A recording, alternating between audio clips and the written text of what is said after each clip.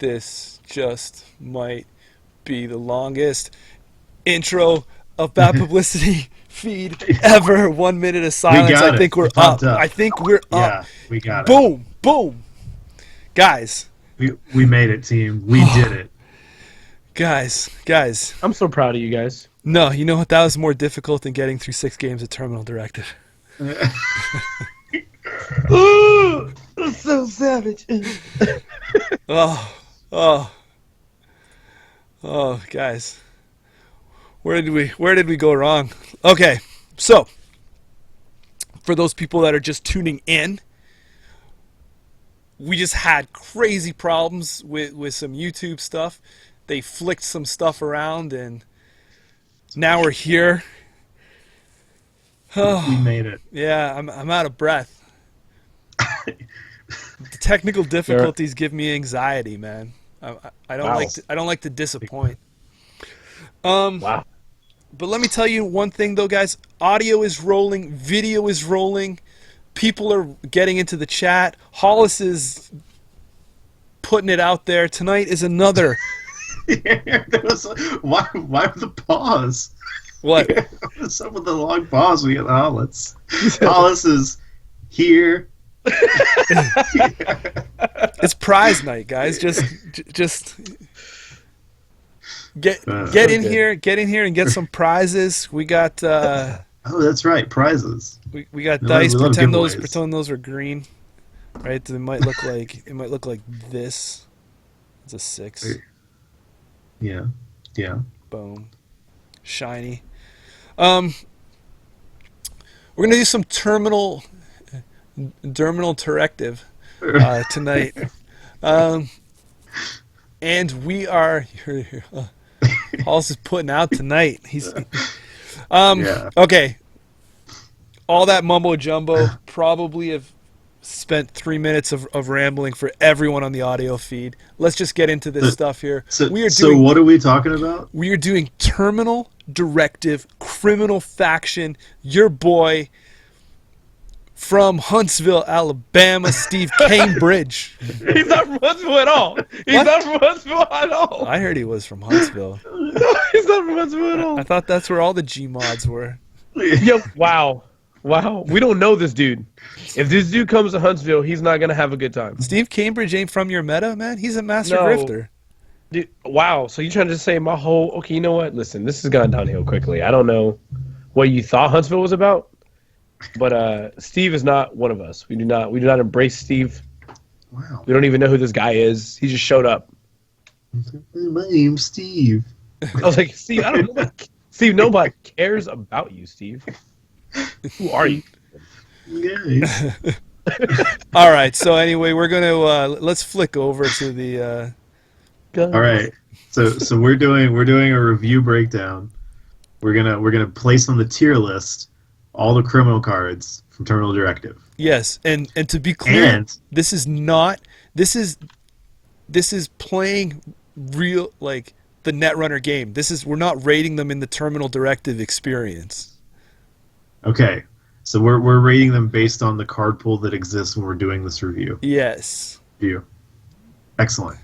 And you mentioned this at the beginning. In between the card evaluations, we're giving away swag.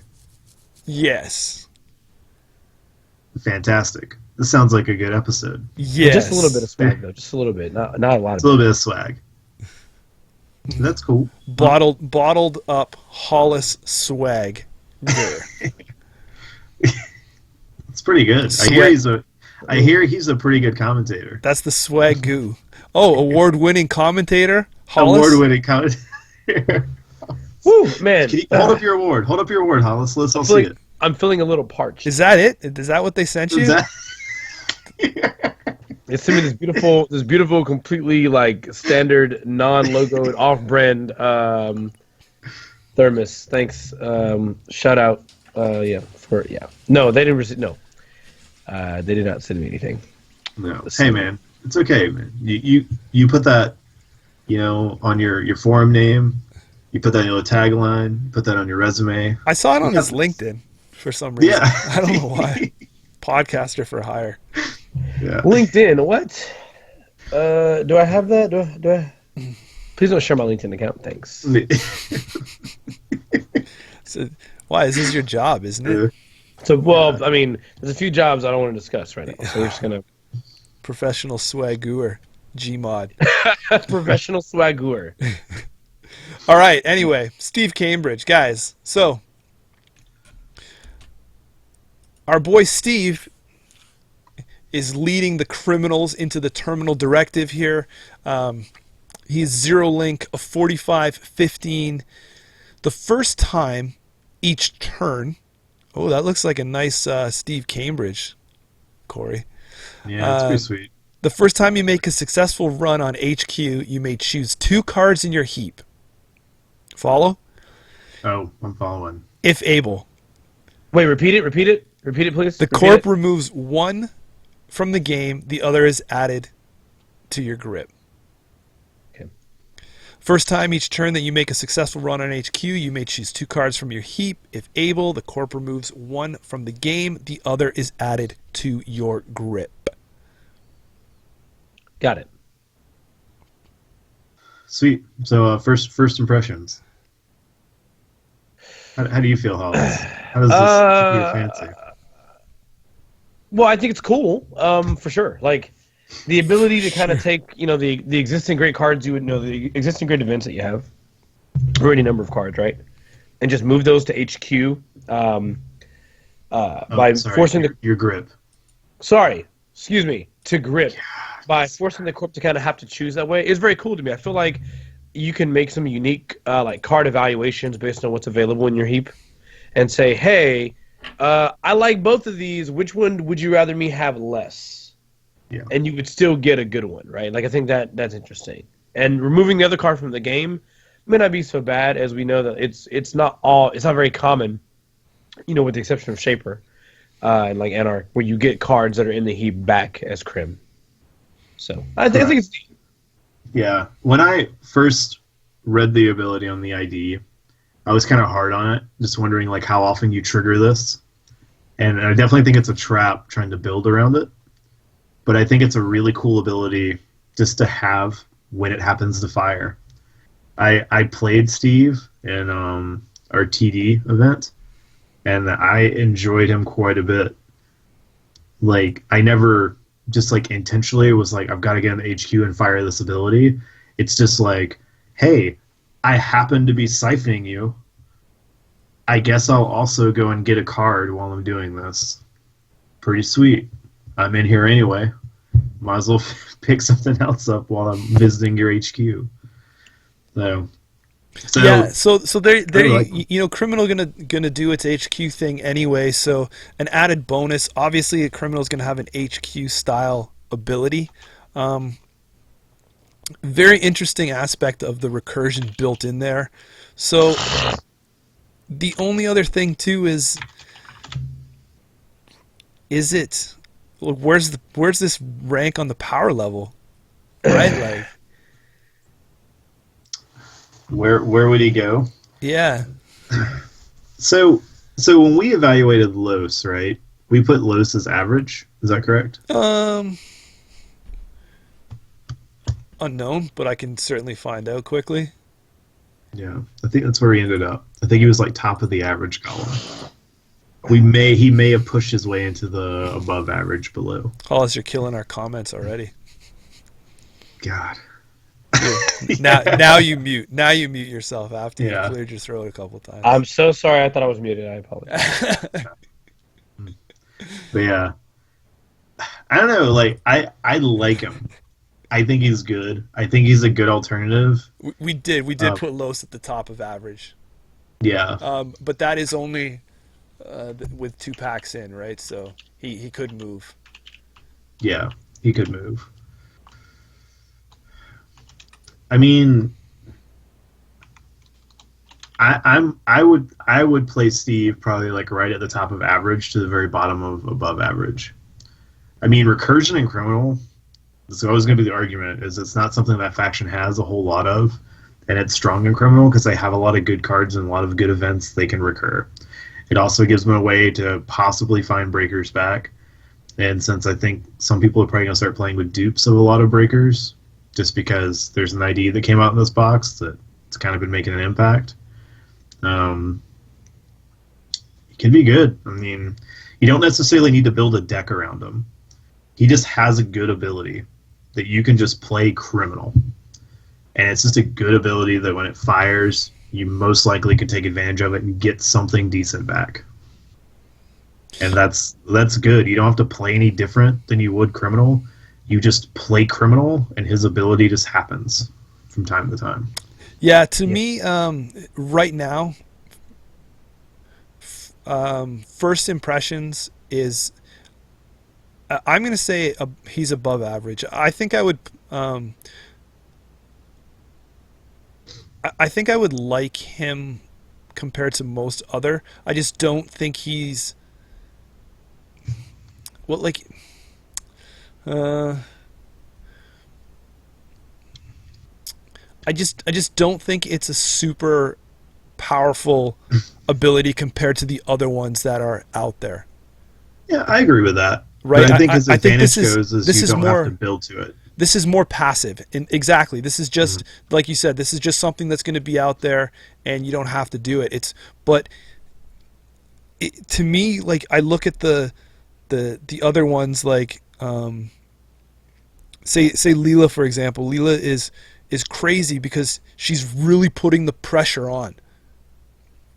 Andy's really putting the pressure on. And I feel like when Criminal is doing that, that's when Criminal at its best, right? Like, all its actions are fast and furious, right?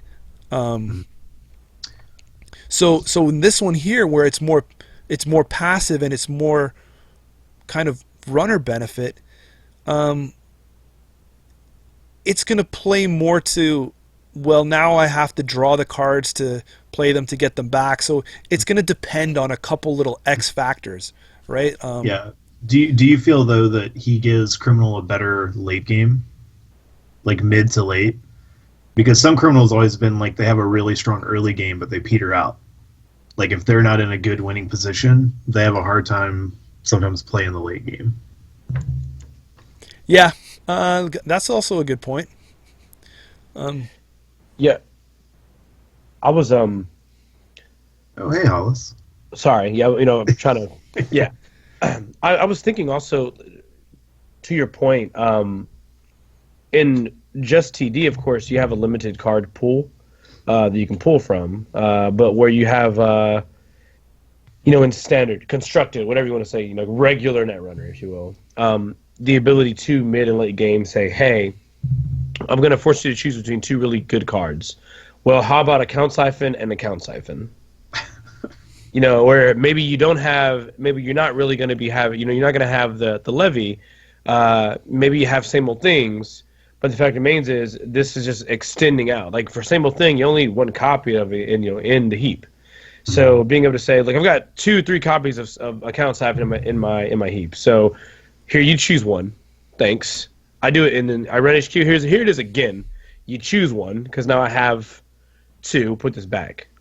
I mean, you can even see scenarios where, like, if you're going full tag me, granted, not sure how good that is in the current meta, but like Steve has the ability to kind of say, near the mid/late game, Steve has the ability to go account, on the third Account Siphon, uniquely he can go Account Siphon. Okay, run is successful. I'll take your credits. By the way, Steve's ability fires. I have 2 other Account Siphon. I'm gonna take one of those and put them in my hand. Thanks. And then you can go Account Siphon, and we're just going to repeat that again. I think there's something very interesting about that, where it just, again, the ability to extend out those kinds of events is very interesting. And it also means that you're less vulnerable to, the issue that Crims encountered before we had the recursion breakers, where you lose the Corroder, you lose the Gordian Blade or the Zoo or whatever they're going to be using for that, out of faction. And all of a sudden, you can't play the game anymore because that card's in the heap. Now, if you can get in HQ, you can say, look, you have to choose one of these. If you're going to get rid of this breaker, I get something else fantastic. Something else, I think. Yeah, I think I think it's right. And you know what I like about it too is that it's situational on your choice. You may choose right? It's not forcing you. It's not when you run HQ, you have to do this and ditch cards. Like I don't have to do this ability if I don't want to, if I'm not prepared to start recurring things up. So like if you would get hit with like PU and they put like 2 breakers in the trash, you don't have to pick those 2 breakers up and be like, well, I mean, the good news is you get 1 back, but then they'll remove 1 from the game, and you may want to be able to give another choice or something. I don't know. Right. But his ability's good. Maybe it's not bad. It's good. So I mean, if I'm looking at it, is it better than Nero? Yeah. Is it better than Ian? Yeah. Is it better than Is it better than Khan? Yeah. Is it better than Silhouette? Yeah. Fisk? Yeah. But then you look at the top ones. Is it better than Los? I think so. You have to build the Los. I'm still saying yeah. Is it better than Ken?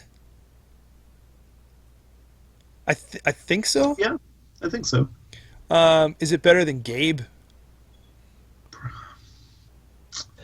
Cash is king. Yeah, I think so. You think it's better than Gabe, Hollis? Do I think Steve is better than Gabe? Yeah. I don't know. I mean, it may not be popular opinion, but I think Steve is usually better than Gabe. I could see the argument going either way.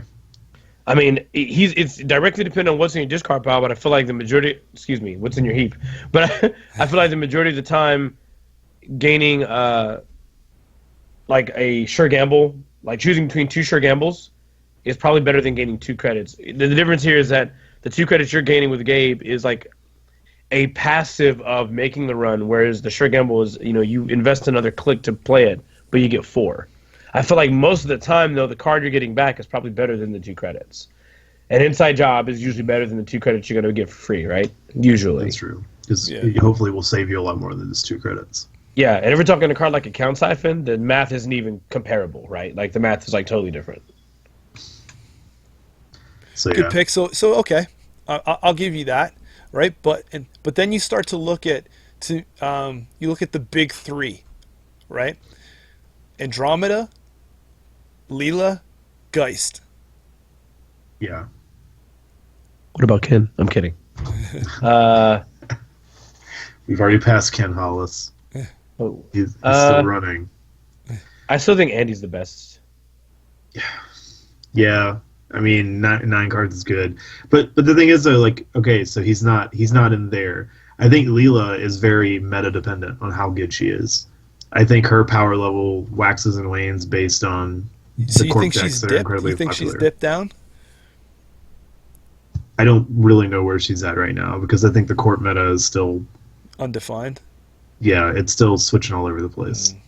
I think there's some good decks that are popping up right now, but I don't think it's kind of locked in and situated to like these are the decks that are the best currently. And then Geist is fantastic. I love Geist, but again, Geist is a criminal deck you have to build to. So I mean, I think he definitely falls below those 3 if that's the question effectively. But so where do those 3 rank? I'm saying, like, if you're going to say those, like, are those top tier criminals? So they would rate in good or great. So do you think Steve Cambridge is less than good? Yeah, I would say he's above average. Okay. Hollis? I would be inclined to agree. I don't think Steve is yet. I don't think he's good yet. I think he's. Someone mentioned this in chat. They said possibly good or better if he has time to mature. If we see like the card evaluation when you get to choose what you bring back to your grip is much better. He might be better. He might be good. But right now, I think I would not risk putting him above average. Yeah, I mean, for me, it's really strange because I know that we made up this rules or the categories here. But if there was one between good and average, like if there was a fair or something like that, again, that's where I feel like he needs to be. Like he's so borderline between above average and good. But that's awesome, right? Because hopefully, given time, and all it takes is just some time and play to push him over that edge. Yeah. So, what else? It's going to take time. I feel like a little George Harrison quote there or something. Yeah. Something else, just a little nod to the evaluation of Steve a little bit here is often in Netrunner, like part of what, especially when you look at like playing competitively, like a thing you're going to often do is you're going to have to rationalize, right? When you are attempting to draw aggressively and you have to, at the end of your turn, trash cards down, you're going, okay, so what am I trashing down? What's the least valuable card here? And Steve is really cool in that he sort of changes that evaluation, because I can see scenarios where I know for a fact as Steve, like for example, let's say if I run Earthrise Hotel and I somehow don't draw, or I do draw. I said draw. Like I Southern? do draw. Like yeah, that all came out. I somehow draw like all my Earthrise Hotels very early. Like I might be inclined if it's early game to basically try to play an Earthrise Hotel so I don't waste them because I've drawn them all very early. Where Steve is unique is Steve, because with Steve I can almost like play a weird math game where I can hedge the bet and say, you know what, I'm going to toss 2 of these early, and now when I make a run in HQ, I know I'm getting one back. Like it's now I've basically taken away a card that I before was not really playable, and I've turned the actual state of the game, me playing the game, to actually allow a card that I just pitched to actually be playable now. That's an evaluation I don't think you'll get with a lot of other runners, so I think it's interesting. Steve does have that unique ability that no one else really has. See, to me, where I think that Steve, and if I was gonna lean towards criminal, if I didn't think Adam was the shit, and not shit, I said the shit. If I wasn't so high on my Adam playstyle, I think that Steve would be someone I would pick up if I was looking at the criminal faction right now. And I kind of want to say that he's good. Like I think he, the more we talk it out, the more I feel that this ability is something that in the hands of a good and skilled player to the game, they're going to do good things with Steve Cambridge. Some points that Corey made about the late game, I feel that if you ignore his ability and if you have that decent start, I feel if you can power through and get to that point in the game where it's late game and maybe there's more of a board state set up, and then you start seeing the pieces you need that you were able to burn through early off, and if you were able to, like, all of a sudden you're like, because that's when the choices don't matter as much to what's being pitched out, right? Like I can see the playing field that's in front of me, and I'm like, inside job and siphon. I don't need to siphon you, right? Because we're not at that game anymore. I can get in, do whatever. So, you want to pitch the siphon? I need this inside job, or 2 inside jobs, because I need that because you have your ice set up or forged activation or something. I can see what's in front of me, and now I'm playing with cards that I can just grab, right? My tutor up from the discard, the heap, is a lot better, right? So I think he's someone that can really do wonders in the hands of someone that can read board state and get into late game and close out. Yeah, I agree. So I really think that he might be good. Cool. I mean, I'm willing to bump it because I played with him a bunch during your TD event and I really liked him. But I've only done like 5 games with him so far. Well, considering that I'm controlling the mouse, playing. I'll take that as a bump. Okay, do the bump. Hey, do the fun thing I do want to add. So we had her DD event. So one of my friends, Alec, built the Steve deck, and that's who my partner was in the event. And I was just like, "Yeah, can I play Steve?" And he just handed me the deck, and I looked through it. The guy had a copy of Grifter in his Steve deck, and I was just like, "What is this?" He's like, "Steve, man, he's the master grifter. He's got to play with a copy of Grifter." And then as soon as I opened up the mandatory cards for TD, the first card I cut was Grifter. He was just like, "You son of a bitch." So yeah, this card's not getting played. Next. It's like, this is why he's so good at Grifter, because he takes it out of his deck. So he knows. No, there you have it. There's Steve Cambridge. I think he's a good late game threat for someone that can read board state well.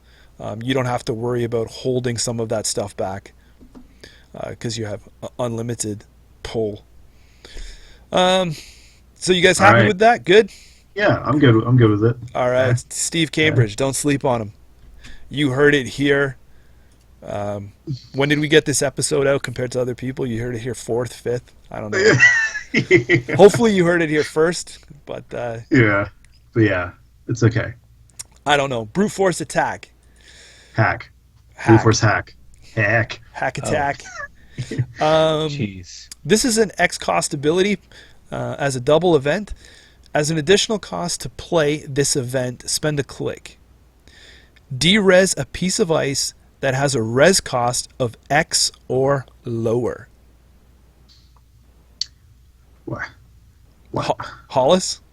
Why would you pay X and de-res a piece of ice that's lower? Am I missing something on that?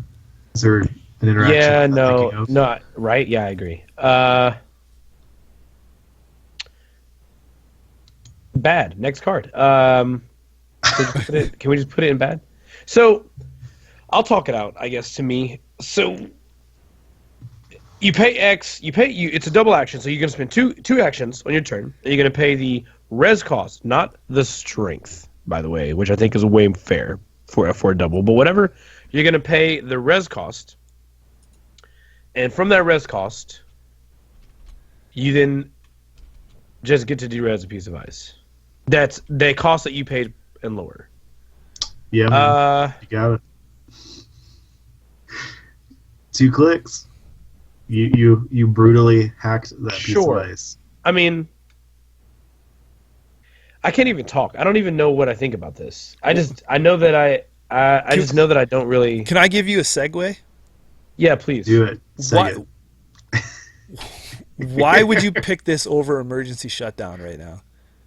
I have no idea. So, because it's a double. So, emergency shutdown. So, like, how about you just run HQ so you get value out of one of your clicks, and then because you ran a successful run on HQ, then you can de-res a piece of any ice for 0. So maybe here's the situation. What, you're going to tell me you can't get into HQ? Well, hold on. So what if you don't have the appropriate breaker? Like, let's say you run, like, you have money. You have money for days because you're criminal. You probably, I don't know, first turn, played some card that gets you a lot of money early game. I don't know what that card could be. Yeah. Anyway. And they read something that you don't have. But maybe if you pay attention to their credits, like, maybe it's a big piece of ice. This is very unlikely because odds are they probably kept you out with an ice wall or like an enigma. Right. So this matter of fact, as I'm talking this out, this mythical situation where they res like a big piece of ice and they don't have enough money to res it again, and you just spend your cash to de-res it, is very unlikely to happen. Because you've just done like a push your luck and you're just rolling in money. Correct, and that's also a very temporary answer. You should probably just special order and get the breaker. Yeah, I'm not feeling this card. Emergency shutdown, because once you do that anyway, like, right, you run HQ, boom, I'm triggering Steve's ability. I get the emergency shutdown back that I played already. Like, this is, to me, this is just like this is a money sink. You would just rather play the emergency shutdown. I got you, man. Yeah. I got you. But this doesn't require a run, right? You can just pay money and de-res a piece of ice. For a double click. For a double click and money equal to the res cost. Yeah. I mean, chat's saying it's only good for ice with an additional cost, which, I mean, I think is any way you can shut down additional cost ice is good. Yeah, so you could de-res that archer. That's cool. But you could also do that with emergency shutdown. Yeah. So, I just feel like it's in the meta, like like we haven't seen emergency shutdown played a whole heck of a lot recently, but even with that, I feel like the getting access to HQ doesn't seem as hard in a meta that's very much dependent on like R&D digging with medium. It seems like like access. If you really want to like shut down ice or derez it, it seems like it's a lot easier to simply run HQ and use emergency shutdown some kind of way, and simultaneously use a card like Lila where you're using emergency shutdown and popping ice back up. Brute forcing ice really just doesn't seem like, in this way, literally brute forcing ice doesn't seem like it's the right judgment call. I like the fact that you can just straight up derez ice with no conditions except for like actual money. Maybe you just have 1 million credits as a runner and you just say, you know what, I'm gonna pay 8 and 2 clicks derez at tow booth. Okay, that's cool. Yeah, like this could. The thing is too is it's so click intensive. Like this almost could be a good siphon follow up card. Like you siphon the corp, take their money, and then brute force hack the ice on their server, so then you can go in and they can't re-res it. But the problem is you've spent 3 clicks, your 4th click to run, you can't clear the tags unless you get Aaron tokens or something like that. But then where's this good? Like, right? Like, are we talking about like in a board state of like there's 3 pieces of ice on a server you're trying to get into? Because if there's only one, then like I would rather have like inside job or some bypass ability, right? Right. Yeah. Look, we would all rather have the better criminal events. Okay. That's like an unfair comparison. That's yeah. If you have an inside job, that's way better. That's great. I would love an inside job in my hand all the time. Ooh. Yeah. You're right. Like, there's better events that Criminal can play. That this is not one I think makes a deck slot. No, and plus, I tell you that what we haven't touched on that it is a little more intensive too is the 3 influence cost. I don't know where that came from. Yeah, it's just what they rolled on the die when they were making the card. Jeez, like you know what? I'm feeling it could be 3 to 6 or 3 to 5. Let's figure it out. Oh, it looks like it's 3 today. I don't know. Yeah, it's good. That seems fair. It's You're not gonna brute. splash it. You're not gonna splash these cards. So the question is so it sounds like we're talking low, but how low do we go? I'm going to vote for bad. Hollis? Yeah, I see him. I see those eyes. I know where he's going. I'm gonna vote for bad also. Okay. I mean, no matter what I do, I'll get outvoted anyway. So, what do you think, Jameson? I'll say it's bad. I didn't. You know me. I'm Mr. Softy. I don't know if it was below average, but it can sit in bad. No issues there. Let's call it like it is. Spearfishing. Right. Spearfishing. This is a 2-cost run event. Make a run, which is good in criminal. When you encounter the innermost piece of ice protecting that server, bypass it. Yep. So this is like another inside job. Yeah. So I mean, if you ever wanted to have like 6 inside jobs, but it's like a true inside job. Oh, it's like innermost inside job. Inner side job. Inner job. It's a lot of jobs. Yeah, jabs, and they took our jabs. Anyway, yeah, it's not bad. I mean, I think you brought it up. If you wanted to include a lot of variations, sort of like inside job, you could effectively play with a lot and just be jumping over ice all over the place. Yeah. It's yeah. It's. I don't think this is a bad card. I'm not sure. I mean, I don't know. I feel like it'd be hard to get deck slots. But interesting to see the decks that do play with this. I feel like maybe like prepaid. Ken maybe he can fish an inside job all over the place. Be making credits. So I would. Would you rather have inside job or spearfish? Well, you obviously would take both. I don't think you would take inside job. I don't think you would take spearfishing over inside job. But spearfishing could be your next set of inside jobs.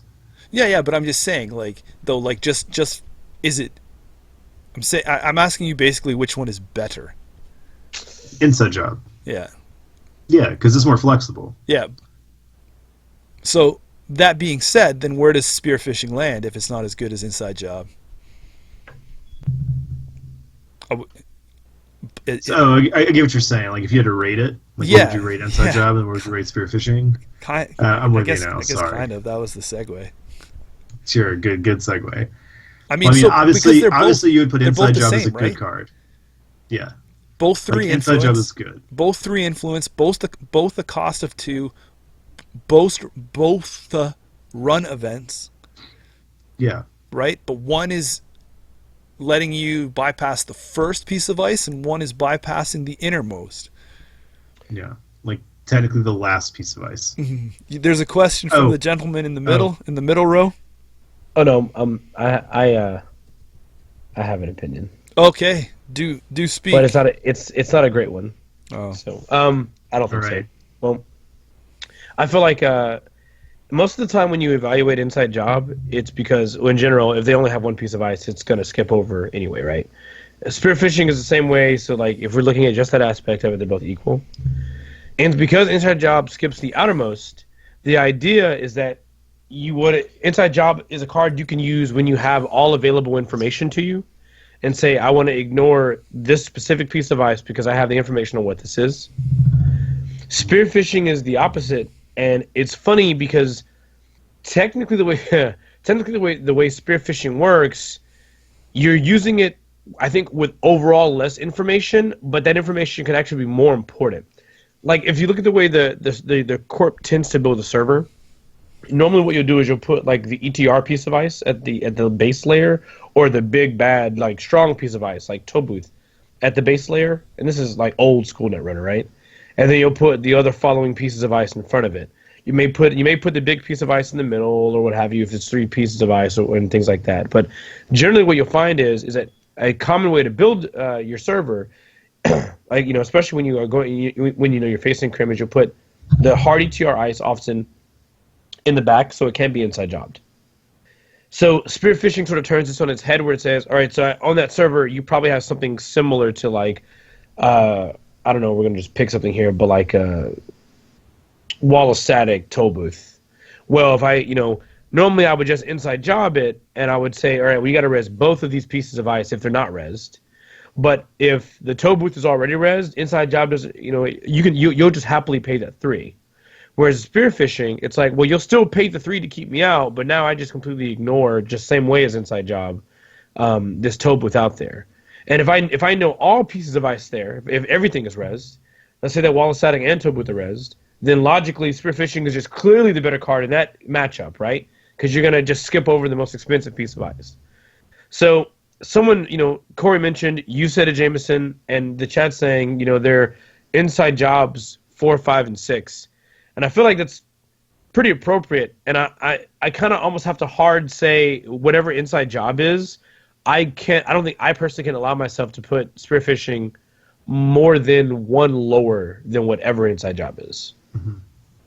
Just because I feel like it does something different than inside job, obviously, but it has a scenario, it has a spectrum where it's actually better than inside job. And that's normally optimal ice placement. Right. I feel like some of the definitely the advantage inside job has is the fact that, like, if there's a piece of unresed ice and then a piece of ice and you inside job, the corp has to decide whether they want to res this piece of ice. Otherwise, you're getting all the way into the server and they can't stop it. And then if they res it, you can skip and then choose to jack out without having anything negative, even if you're not prepared or you're cheating to get past the last piece. Spearfishing doesn't quite give you that luxury. If in that same scenario, if you spearfished and they res that front one, you now have to deal with that you're unprepared with, and you may not be ready, and it may hit you really hard. So, right. I mean, I'm completely with you on spearfishing. This needs to be 1 level down from wherever inside job is. Yeah, unless you're thinking it from the perspective of the innermost piece of ice is always, or not always, but could be, something junk. Right, it could be just that I got to put that bluff, this is what I drew opening hand, and I got to put something there that's, maybe resable. But that being said, I agree with Hollis's. So you would put inside job at, I would say, at least good, right? Yeah. Would you? Yeah. So then I guess it would be above average. Would be spearfishing. Yeah. I'm totally fine with that. And I think spearfishing suffers from that like card slot issue that we see a lot in Netrunner. Where you go, if I'm like, a lot of times you're like, I'm not even necessarily it's not even necessarily 100%. I'm playing 2 inside job. So if I do play 2 inside job, am I going 2 inside job, 1 spear? Am I going 1-1? Am I only running 1? And if I'm only running 1, it's probably inside job, not spear. Correct. I think spearfishing is gonna be good though if you're doing like prepaid kin, or you're going with something that's gonna do a lot of run events. Yeah, it's gonna benefit from doing a lot of those. I mean, you could even maybe see that in a Cambridge deck because it's a lot of cards you can recur and pick up. You can get those options where you're like inside job or spearfishing. Pick which one you're giving me back. So that's not necessarily terrible. No, and I think that's where it's good as well. Sin Attack is the next one down. We have a 2-cost double event. The corp must either discard 2 cards or draw 4. 3 influence. Dun dun dun dun. Yep. All right. I'll read the official unofficial FAQ. I'm assuming this here. is like a fist card, correct? Yeah. Or maybe. Can the corp choose to discard 2 cards if they have 1 or fewer cards in HQ? No. In that case, they must choose to draw 4 cards. Just in case you had that question. Thanks, Corey. So yeah, I'm sure there's another synergy I'm not saying, but this looks like a card that's like designed around Fisk. Maybe there's some Leela plays with this too. I'm thinking, maybe, but it seems like a Fisk card, right? Yeah. You play it, and it's like, do you want to lower your density for my better like HQ accesses, or do you want to keep taking more cards? I'm guessing that's what I mean. Please chime in if you see other decks that this would be played in. I don't even. I think Hollis is running this in his noise, so you discard 2 more cards. I'm not running this. At 3 influence? Yeah. Get this out of here. What is this? What is this? It looks like an angry asshole. Damn, you are accurate. That's the most accurate. Yeah. Anyway, yeah, that's the deck I guess you'd play this in, and that's not a really good one. So can we just label this and keep rolling? Yeah, I mean, I was just going to say, like, Fisk Investment Seminar, I've never been a fan of that card. But even then... And that's everybody draw, right? So this one here, I'm just telling the corp to draw more cards. But you can't even use it with Fisk, right? Because if you play Fisk... Because Fisk is a priority, right? So it has to be played first. So you play Fisk, you both draw 3. So now the corp is whatever they had in their hand plus 3. And then you play this card, which means they're probably not drawing 4. They're going to discard 2. Yeah. So you basically, So you use this like a I think he just means like it complements like the like speed up like draw stuff of Fisk. Right? Okay, you don't play this, but you don't play this like with Fisk. It's not triggering Fisk's ability. You Fisk like 1 turn, and then another turn you could use Sin Attack as another way to maybe get them to draw cards. Yeah. Got it. You're just going through the theme of I'm going to try and deck the corp out. Okay. Yeah. By them just bleeding cards out of this angry sphincter. And I could even see the argument, man. I don't know. As much as I don't like the card, I know people like it when we discuss options. I get it. So sure, let's do it. I'm all about options. And another way to look at the ability of this card is the corp can either draw 4 or discard 2. If you're trying your hardest to deck the corp out in whatever the ability you have, there is an argument to be made that either of these choices technically results in allowing the corp to either overdraw or pushing them to draw more. If they discard 2 cards from their hand, let's say they're at a low hand size, like a lower hand size that isn't 5, so let's say they're at 4 or 3, and they decide to discard 2 cards from their hand, it might be more likely that they're going to go, well, clicks 1 and 2 on my turn are draw to make sure my hand gets back up to 5 or what have you. Versus if they're at a low hand size, they'll just straight up draw 4, which means it's doing what you want. So in a way, this card is still pushing the agenda that you, pun intended, that you are drawing more cards in your deck, but I just don't. I don't see that happening. It actually, when I'm looking at the card, the Netrunner DB description that someone has, who's this person so I can give him a shout out, to Sylv, whoever this guy is, he's actually listed the options between 0 and 5 cards in HQ about what the likely choice is and why it's bad. Like why that choice is actually really bad. Okay, so here's where I'm going to put this in. This is my official first impression of this, and I got to base this on other cards I've seen where this style of card template I am not a fan of. I am not a fan of putting a card in my deck that gives the other player a choice between 2 choices. Because I feel at certain times of the game, one is going to be optimal and one is going to be negative, and a player is never going to choose the one that negatively affects themselves. Okay? Yeah. So, no, I totally agree. So this is part of the reason why I stopped playing She-Qs as well, too, for example. I mean, and there's other examples of this style of card in Netrunner, right? But there's never going to be a time when they're going to take the negative option that you want them to take. You're like, oh, I really want him to draw 4 cards up right now. Yeah. Chances are they're going to discard 2. Can I give you guys a choice then? So we could either rate this card terrible and move on, or we could keep talking about it.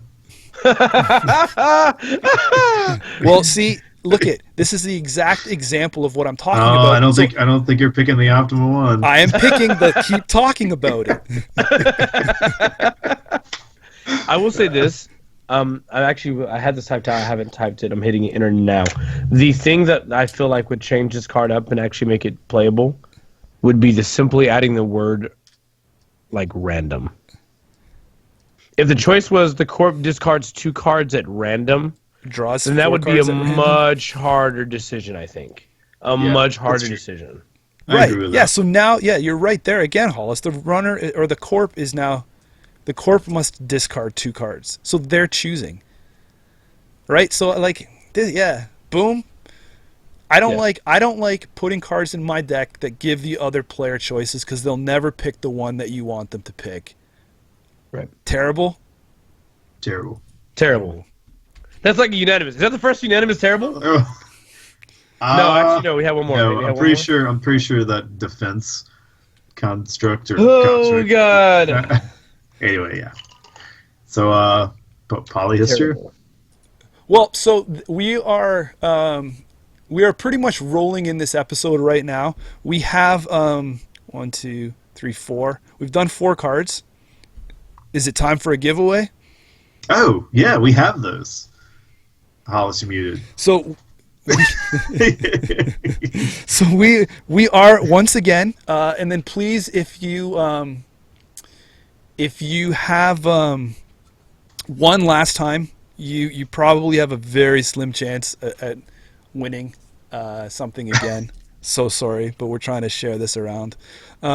Same prize selection. We have the steel here, Hospiroid, Stronger Together, Engineering the Future. We have my favorite, I love carbon fiber.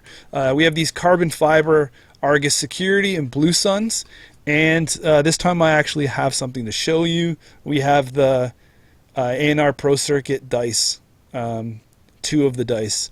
So Hollis is going through and randomly selecting somebody. I don't know how do you do it? Yeah, Hollis, what's your strategy? What's your game plan? Yeah, how did you do it last time? Well, not with mute on. You're not doing a lot of anything. Unmute. I randomly choose based on the responses that I receive in the chat. Okay. Yep. So I'm gonna make my name the special bonus phrase for the. I like myself a little much this evening, even though I'm so sick. So the first giveaway of the night can be picked by you will get your choice between those items. 3 options. All generously again donated by Spags. So thank you Mr. very, very, Scott. very much. Fueling the show. He is, man. If you guys don't know, we just actually did a recent Legend of the Five Rings episode with Scott, with Spags, and he was amazing. He's very freaking knowledgeable. He and Courier. You guys are nuts, man. You guys know too much. Also, there's Paul in chat said he received his Argus already the other day, so he's already thoroughly enjoying it, or Blue Sun, whichever side he opened it on, I guess. So, if you're in chat and want a prize, get ready. Roll the dice there. Do the what is it? Exclamation and then type Hollis? Bang Hollis. Bang. Yeah. It's like story of my life. All right, here we're gonna. No, it's not.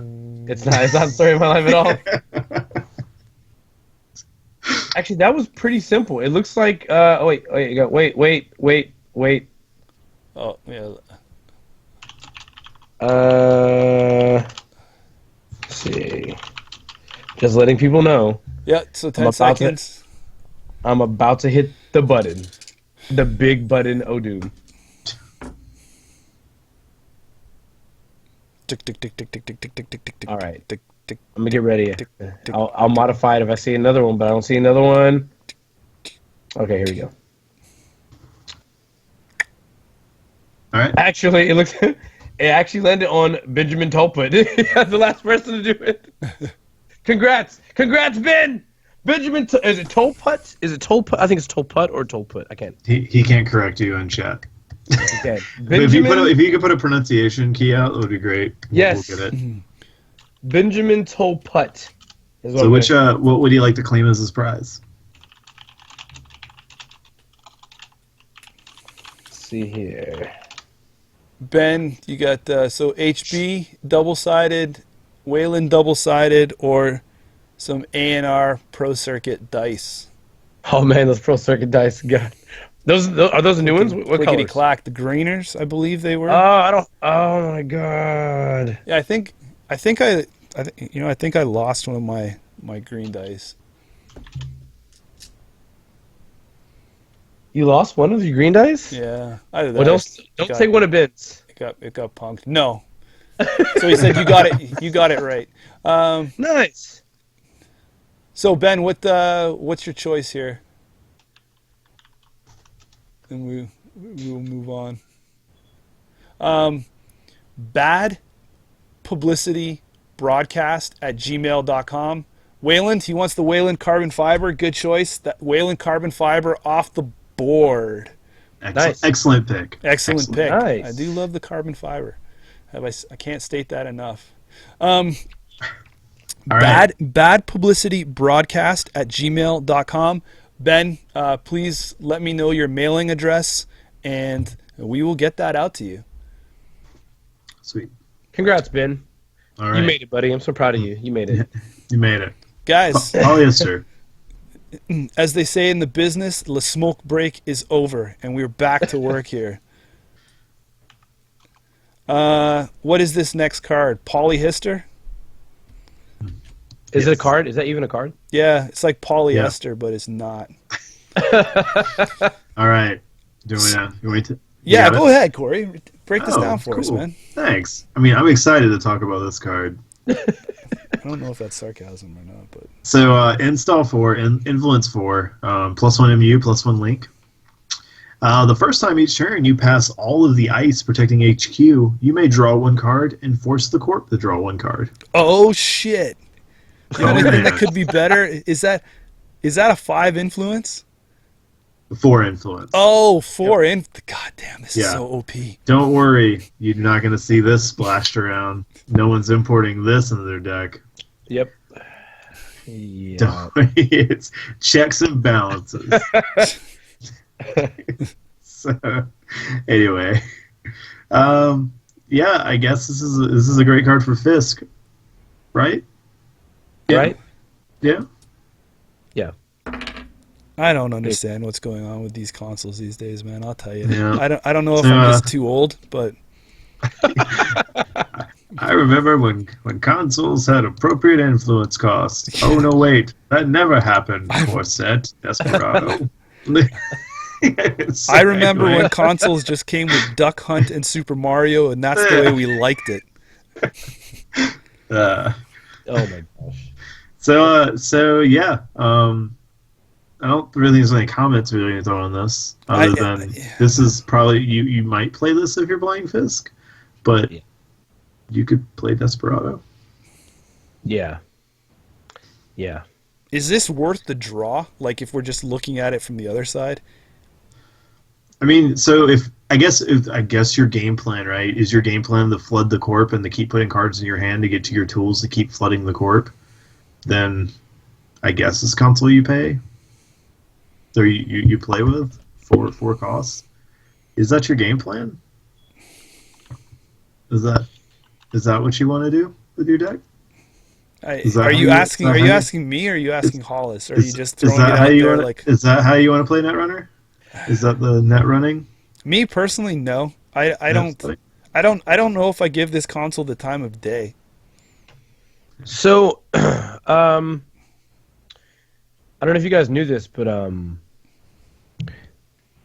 Desperado's off most wanted list, so you should just play that. Thanks.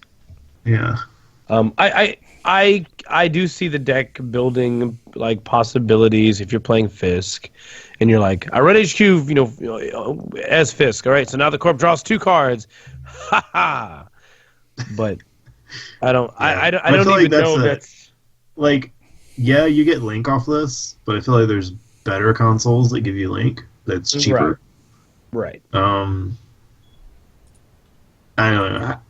I would say I'm not even looking at the Link. I'm trying to see if this is just like, is this just worth the card draw? Like, if you were self-drawing.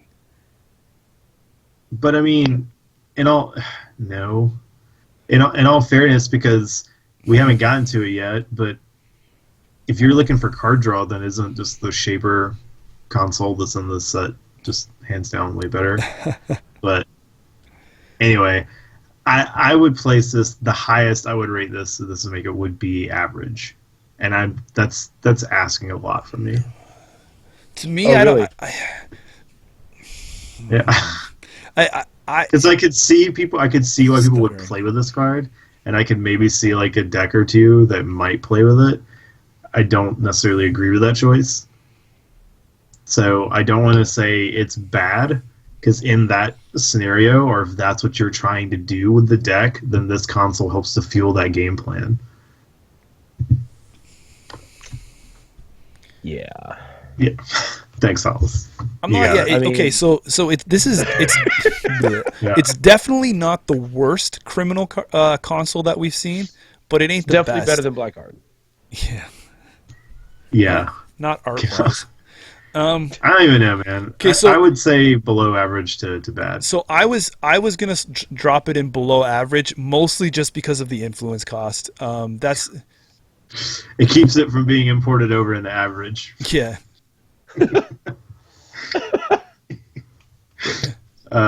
Yeah, I would go below average then. I'm cool with that. The Hollis, you want to push it further? I'm gonna say bad. Okay. Well, I'm saying below average. Corey, are you changing yours to bad? No, I'll keep below average. Okay. I can't believe this is the card that I'm trying to fight up, but I'll keep it in that area. Okay. Oh, that hurts. Okay. All right. Hollis, you want to hit the next one? Yeah, please.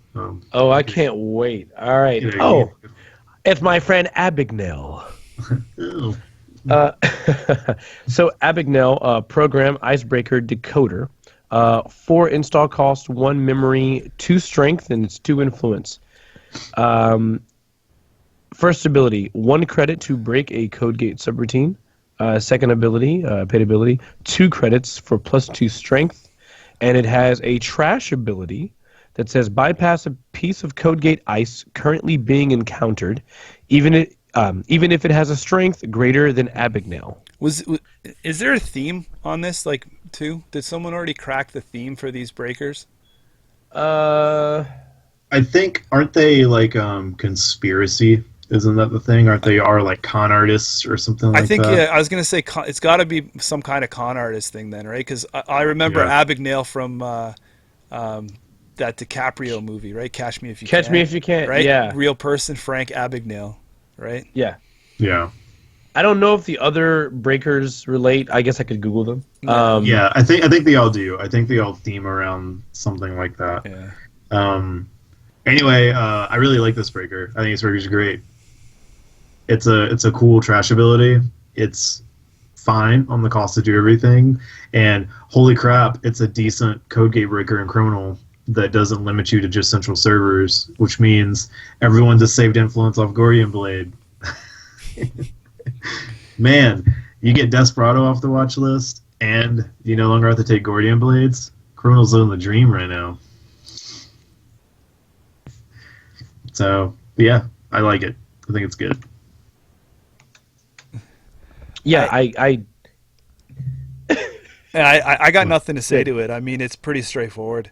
I mean, the 4 cost, it's 2 influence. It's already a base strength of 2. $2 for 2 strength. Right? 1 to break.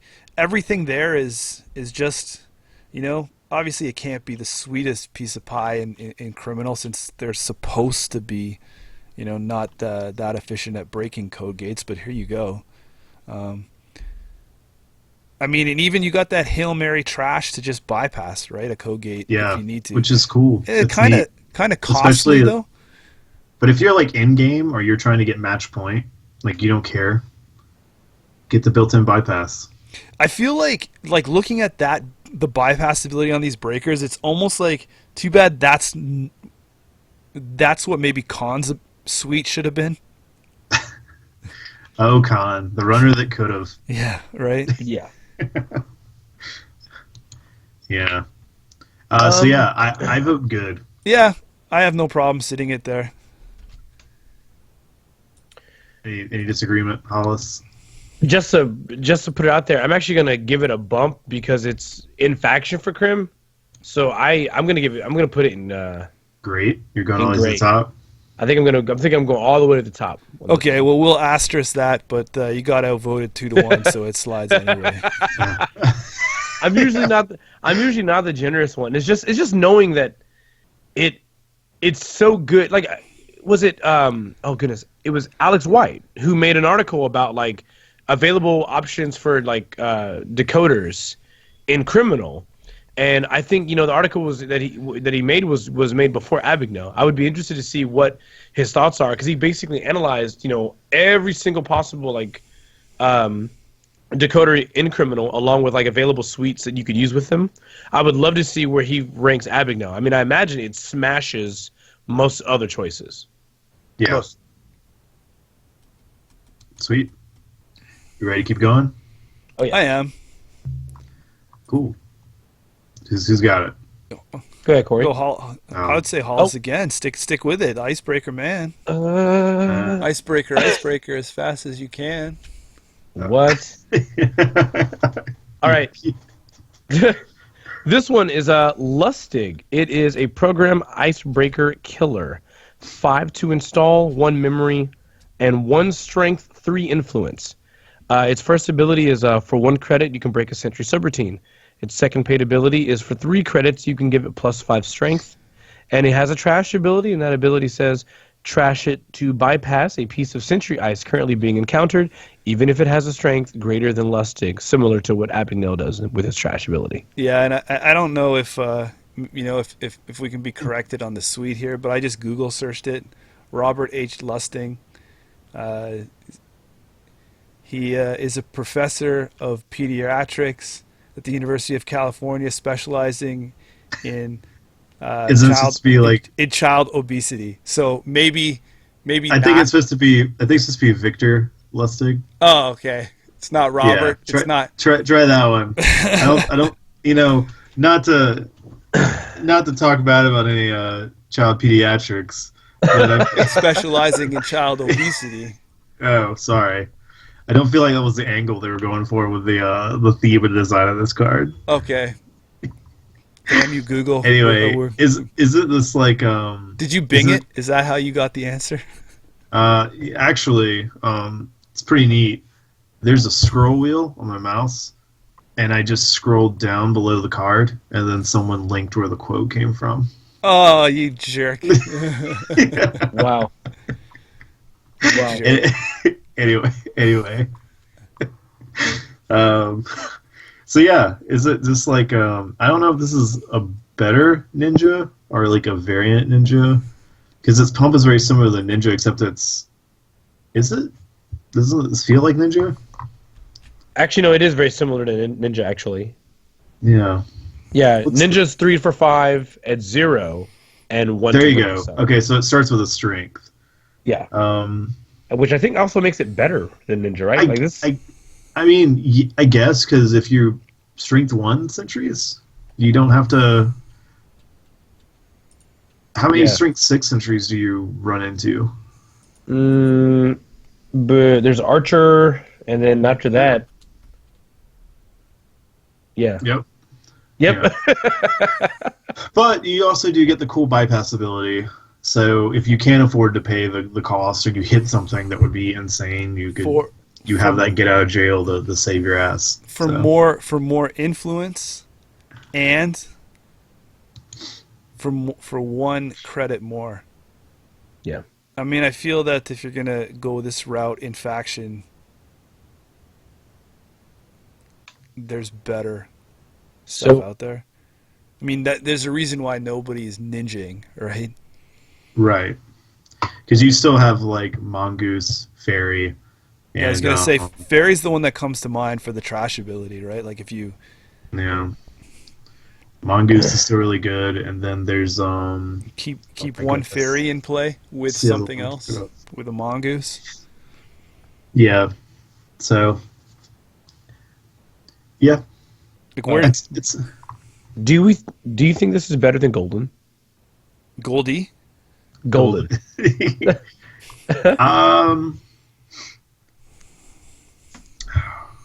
What's the base strength on Golden again?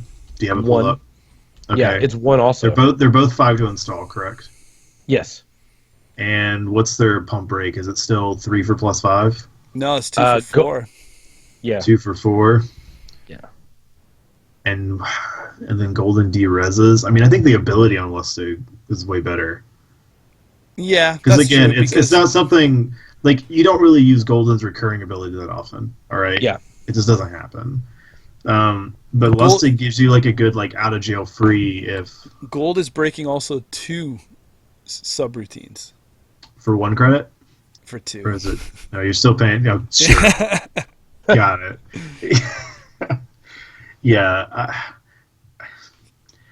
I can maybe see arguments both ways, but I feel like the trash ability on Lustig is a nice backup plan. I think personally I would still probably take Mongoose, like double Mongoose it, but it's not a bad alternative. The Criminals never had a problem with killers, right? Like, or a good selection of killer. Yeah. So I mean, what do you guys like? What was it when I was playing? Are you thinking average? Yeah, I would go average. It was funny though because I was playing Mongoose and I kept hitting the what's the Wayland trap ice that they got in the Bloodletter? No. It's not in TD. It's anyway.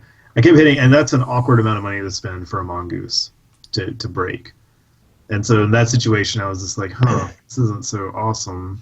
I don't like spending this money to not lose my ice or my breakers.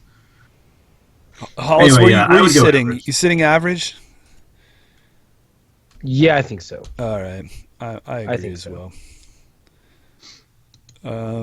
Maybe kind of sort of a little bit, yeah. Yeah, what do we got? Let's do this. Let's do one more, and then Give it away. Give it away Give- now. Nice. Give it away. Well done. Let's finish done. off these breaker suites here. Hey Corey, this has nothing for you to scroll down with, so tell me Yeah, what I this know. Damara is then. I mean, obviously. Hold on. I'm just gonna. Are you gonna Bing it? Are you gonna ask Jeeves or Yahoo? I'm sorry, Bing. Is that real? Bing. Is that a thing? I don't know. I saw John Oliver talk about it one time. Yeah, he also questioned whether it was real. Yeah. Yeah. Fernando Waldo.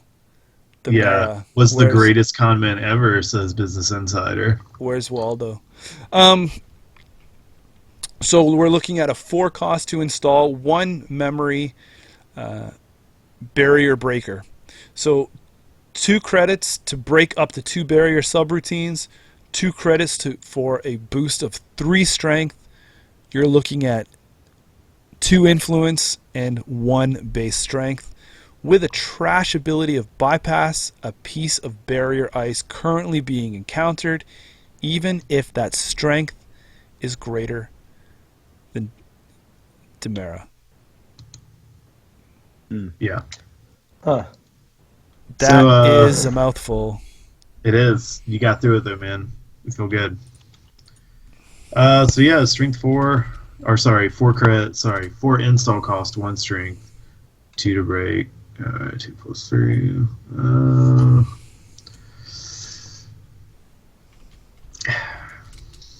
Hollis, how you feeling on this? So here's the thing. So this is in the faction that's never really had a great, like criminals never really have great barrier breakers, right? That's right. their You're always importing them. You're always importing them, and based on this card, you will continue to do so. All right, next card. Yeah. I don't think you take this as.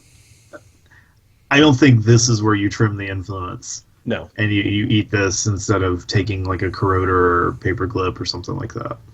Right. I still think corroder makes it. Yeah. It's also not that bad because I feel like, with the fact that we just got Abigail, I feel like Abigail is actually good enough for you to rationalize maybe I don't grab the Gordian or the Zoo or the Yogg combination. So if you can save influence from that aspect, you now have the influence to import the paperclip or the corroder if you really want to. I mean, you did anyway, but I mean, even more so now. So there's a better justification. So doesn't this cost 2 credits more and break Eli for the exact same as the corroder? Well, okay. Alrighty. All right. That's all I got. That's yep. So Just spend the influence. Play with corroder. It costs 4 credits to break a wall of static. Rip. Yeah, right. Like it's so disgusting. Yeah. Don't do that. Don't spend that. Bad? Yeah. Below average? I mean, we know it's down in the cellar somewhere. Yeah, but that's where a criminal barrier breaker should fall. Yeah, right? How far down the stairs are you going to kick this thing? I would say I would go below average. Just because the ability is the only thing that's holding it up? Right. Yeah. Yeah. Standing on its ability, it sits below average. Is it better than that console of Polyhistor? Yes.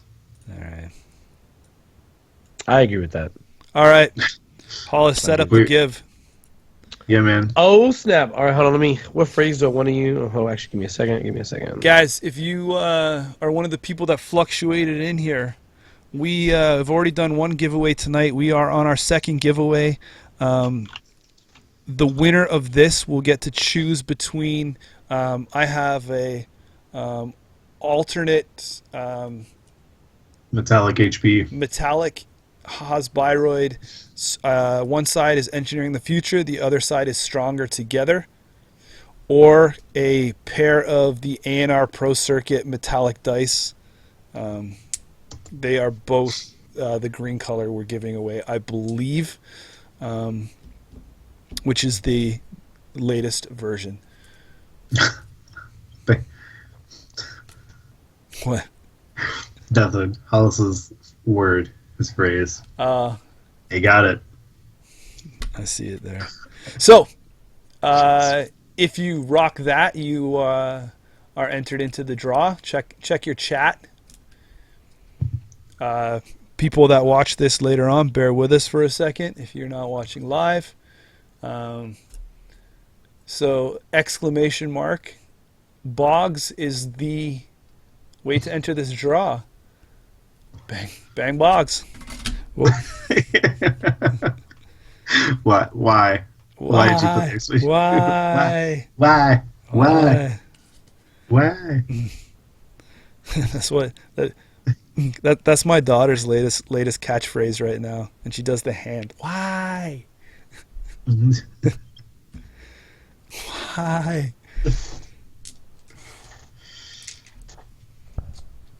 All right. How's it going? How's it going, Hollis? Boom, boom, boom, boom. Are you spinning the wheel? You got them all entered into your just about. I'm looking at them. Your RNGesus selector. My RNGesus selector. A couple last minute. How do you enter? Oh, hold on. You do the exclamation mark and then type Boggs to enter this. We have a few seconds left. I'm going to assume he's a part of it. For those people that are just sitting back and relaxing, we are going on to Mammoth. Well, Mammon. Mammon. Mammon. Sorry, you're the Mammoth. Hearthstoning. All right. You got it? You ready, Hollis? And Kaijudo, just to be certain, I've went ahead and just added you, so you're good. Yeah. You are a consideration. All right. I'm laughing at everyone else doing things that aren't bogs though, like logs. Like what? Yeah. All right, here we go.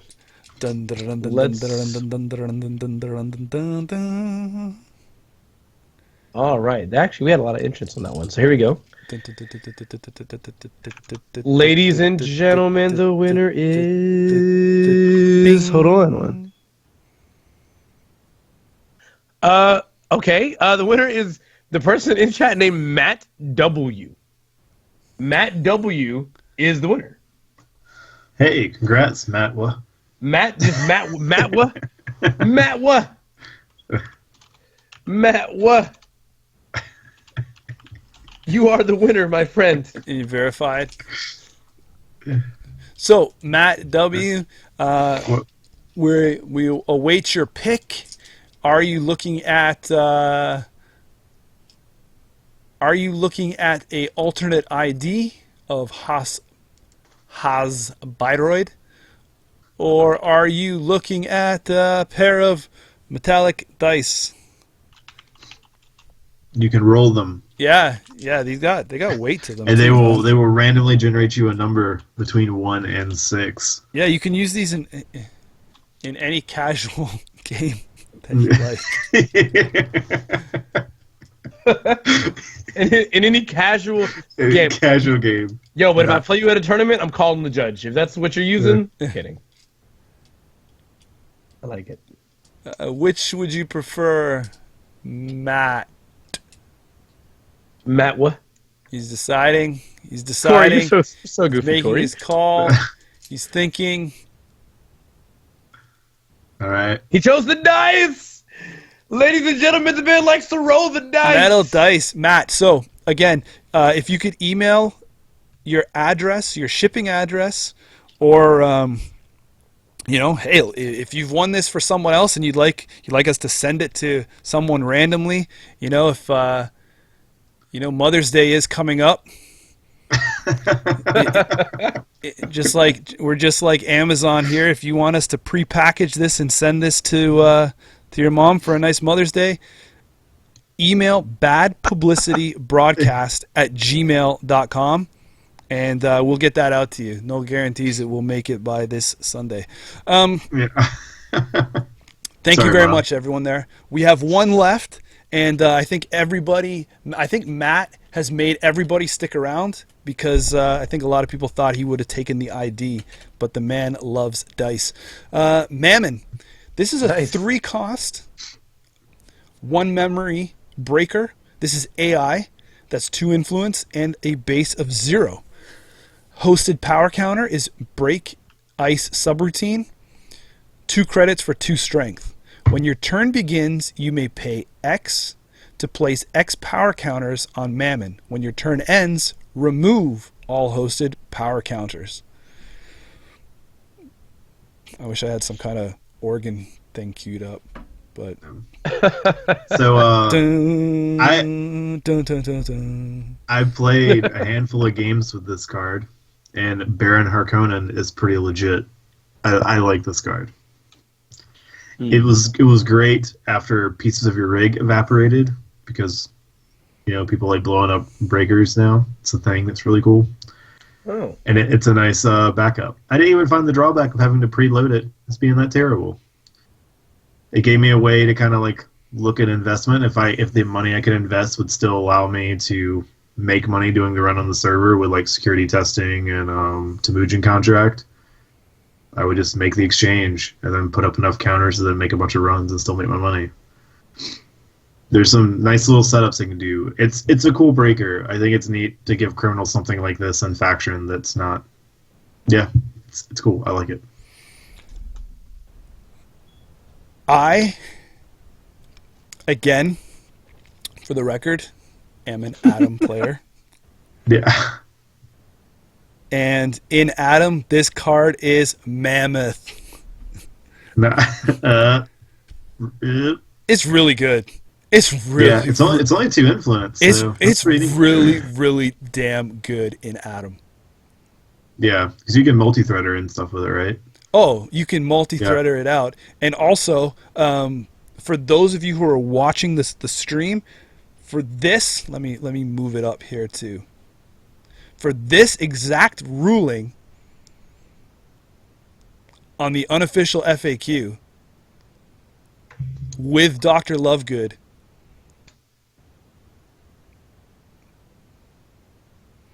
Oh, nice.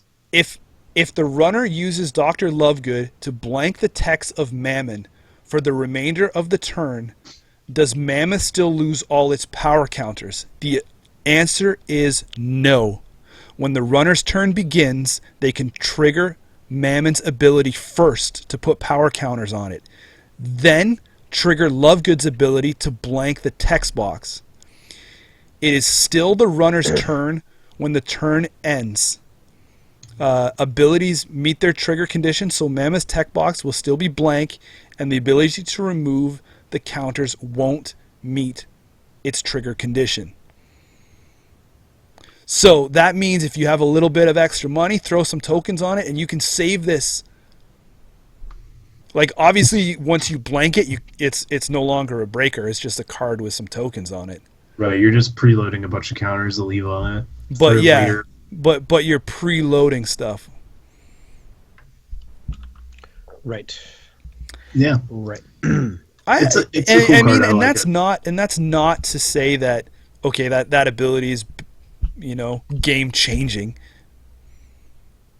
Right? But again, in an Atom deck, it's good. Yeah. Right. Yeah.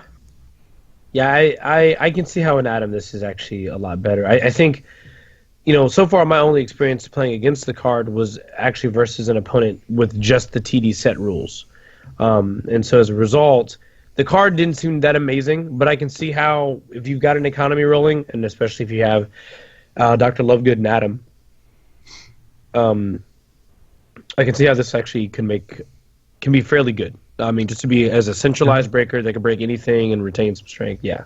I mean, I was just using it as a good backup breaker, but also even early game, if you're only able to find, like 1 or 2 of the breakers of your suite, or you don't have the ones you need to get in, again, it's just another wild card.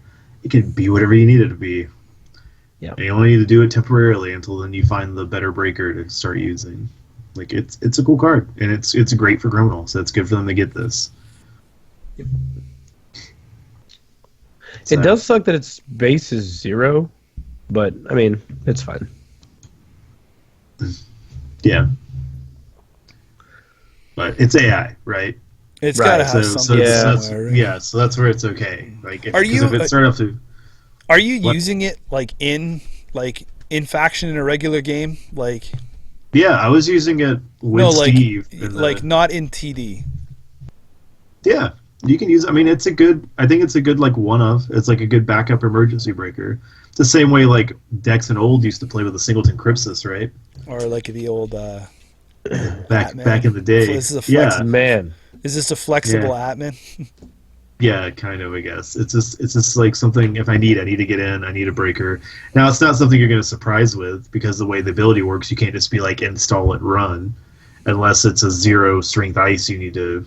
No, you can't even do that. So you do have to put it on the table and then prep it for the next turn. So that's where like a big drawback of the card is. It's not a surprise.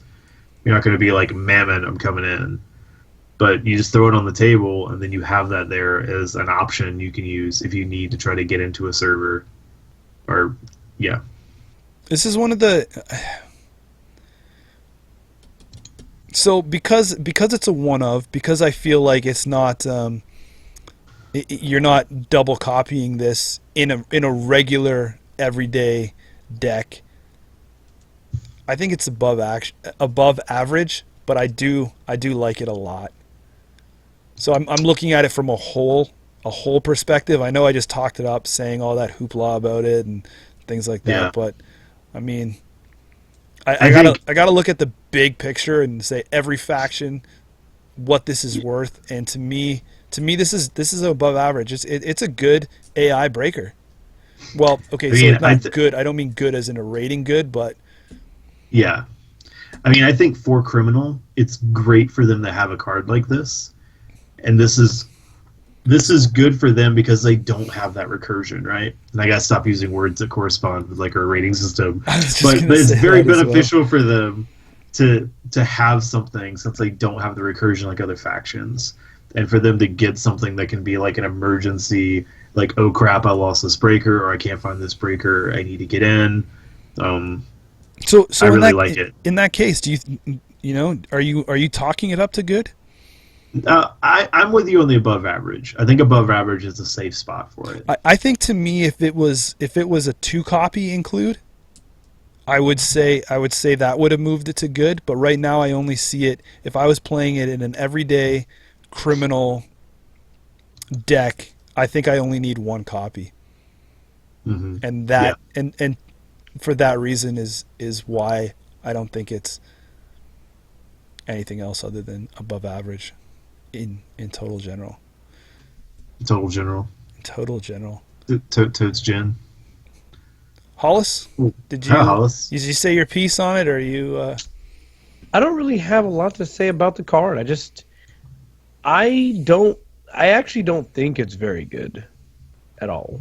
But I like that. I don't think it's very good. But I like that it does have the use of being like an in-faction like tool as an emergency breaker. I'm thinking about all the times where like an emergency breaker might have been applicable. It's just not very common to me. I do agree it's like the admin, but the difference is that admin's way more efficient when you like know your opponent's deck really well. Or there's a specific threat that you will consistently face, and Mammon isn't hugely advantageous when you know that because it's expensive regardless.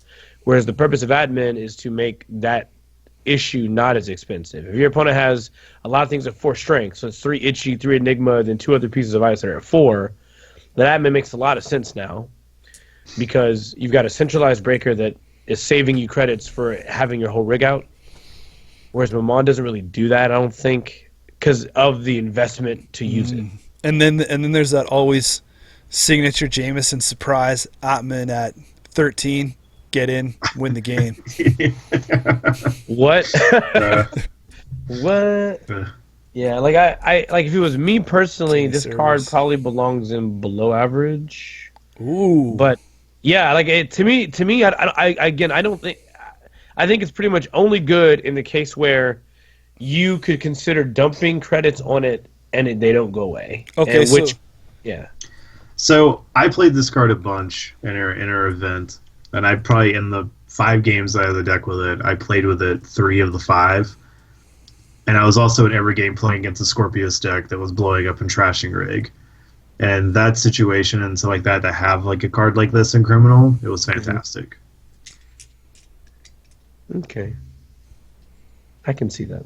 So does that mean Corey, do we need to go down and Hollis come up and we just say that it's average? Or do we need to stand tall together? I love it. I mean, average is the compromise. But do we I compromise with this guy? I really like above average, but I played with the card a handful of times and I really like it. But I will allow you all to stick this card where the sun shines. No, wherever you need, wherever you think it should go. I think above average it is. We'll do we'll Barry Bonds asterisk it for you, and Hollis says that is a below average card. I actually think it's below average. Moving along, someone want to queue up the next one here? Charlatan. Sure. Charlatan. It's virtual. Oh man. Get your Apex. Get ready, Apex. Yeah. Install 5, influence 4. Double click, make a run. The first time you approach a res piece of ice during this run, you may pay credits equal to the strength of that ice to bypass it. Look at that. Looks good. The Charlatans.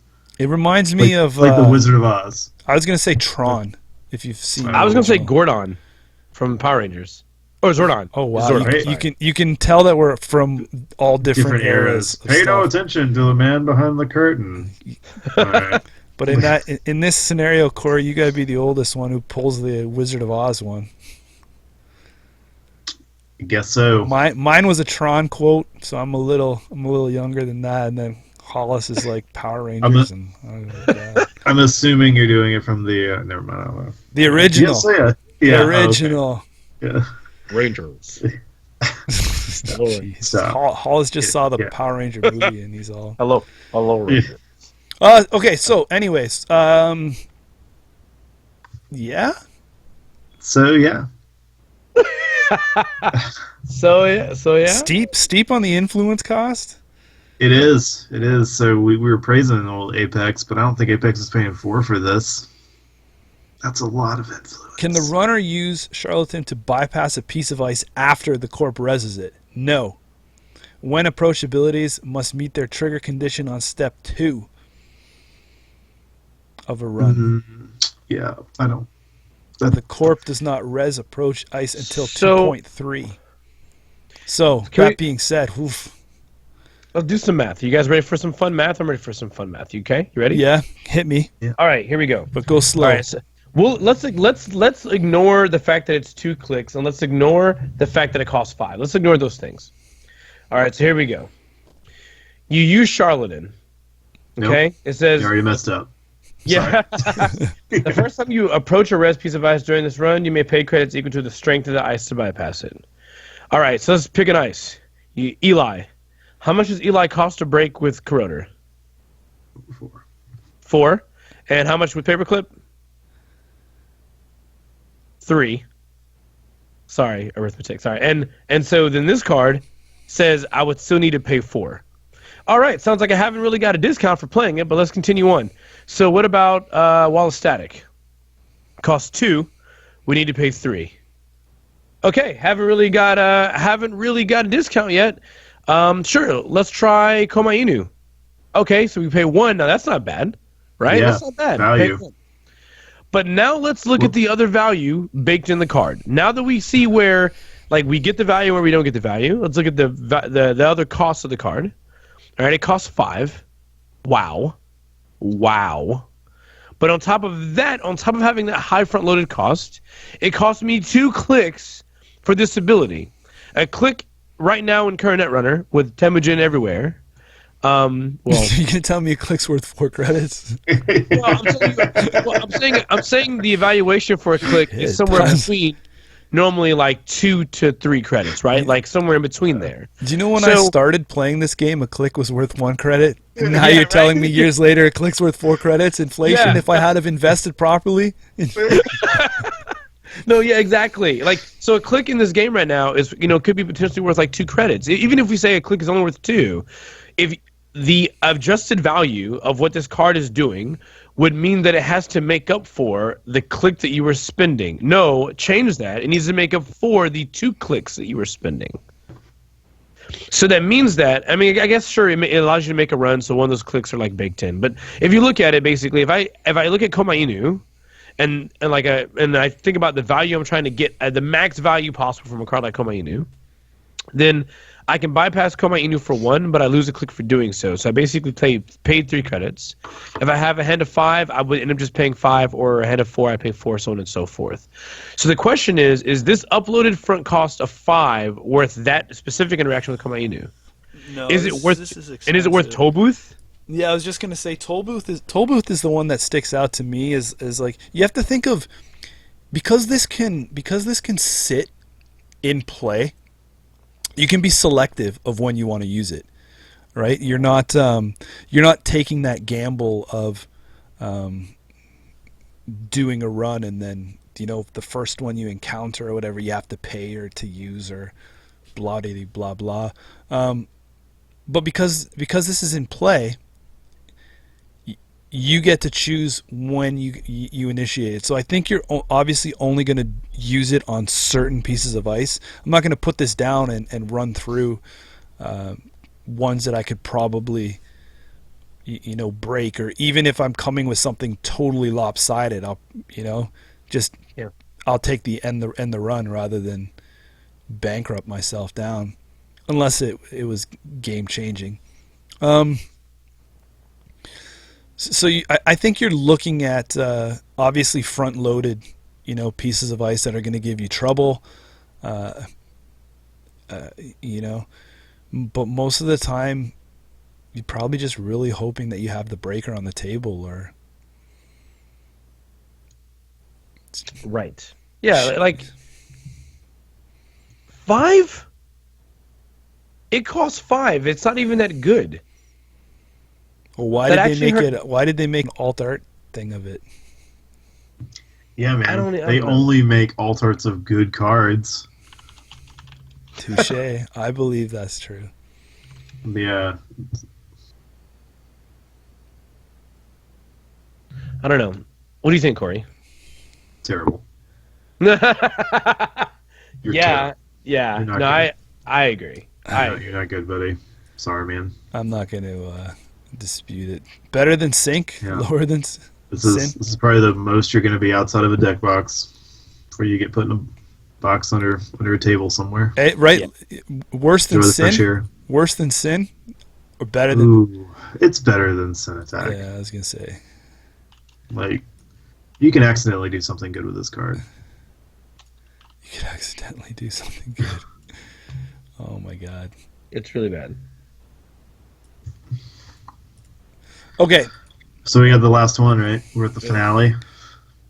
The final. Well, luckily, we're not ending on a card that's causing kind of a stir or crazy rules dispute or anything. We're going to end on a nice, easy, fully clarified, perfectly templated Netrunner card. I don't know if that was foreshadowing something, but let's take a look. Maxwell James is worth 1. He's a resource connection. Ooh, a connection. He is worth 1 link and has the ability of trash. Derez a piece of ice protecting a remote server. Use this ability only after a successful run on HQ. Okay. 1 influence. I'm going to just say right now. Unofficial FAQ. Oh, he's in it. When can the runner use the ability on Maxwell James? Maxwell James can be used in any paid ability window during the same turn in which the runner has made a successful run on HQ. Interpret the card as if it said I got you. Basically errata the card so that it says use this ability only if you made a successful run on HQ during this turn. Designer's note: errata for this card will be issued in the next FAQ, whenever that may be. I will say this about the FAQ, or the recent FAQ for this. So I was actually playing with this card in my deck because when I read it, I had not seen this FAQ on Netrunner DB. And so I thought when I read it that actually the text on the card the way it's meant to be interpreted is exactly how it should be when I read the card first. Because I was like, there's no way that doesn't mean this, because otherwise the card's like pointless or whatever. It's like really it's awkward to use. And I had a game with a friend of mine where I think we ended up, because we didn't know, I don't know why we didn't just go Netrunner DB, but I think we ruled that I couldn't use the card as expected because I didn't read this. It's good to know that I should have, because I lost that game. It was like a big deal. But it's okay. Like, basically, what do you guys think? I like this a lot, actually. I was just gonna say, this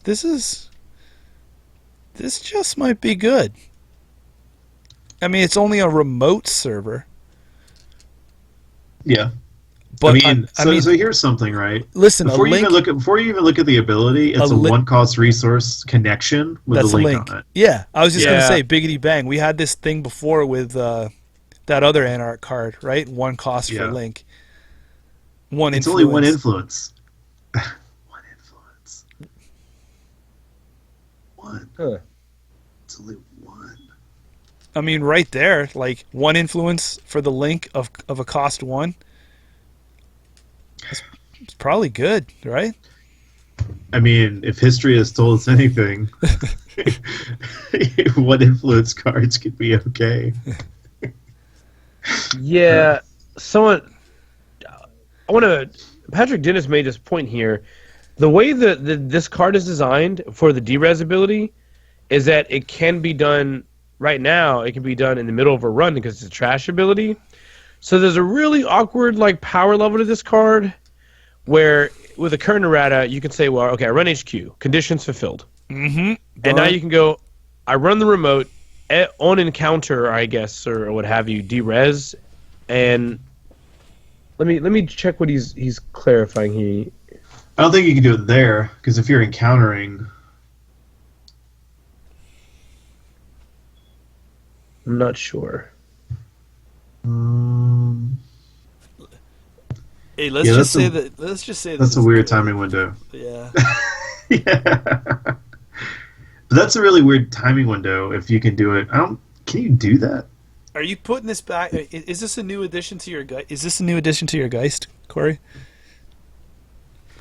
I mean, it's a connection and it has a trash effect. So I don't see why you wouldn't play with it. It seems good. Yeah, I think it's good.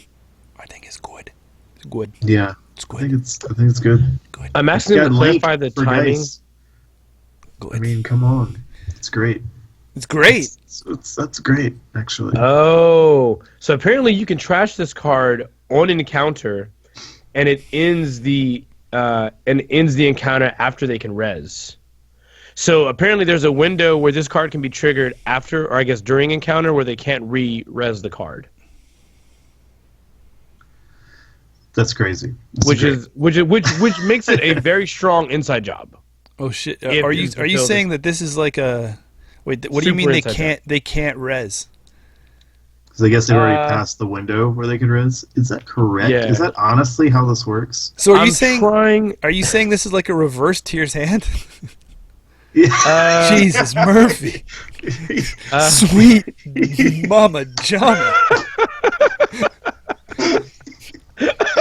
He said Jesus Murphy. He just broke. Murphy. He's done. Jesus Howard.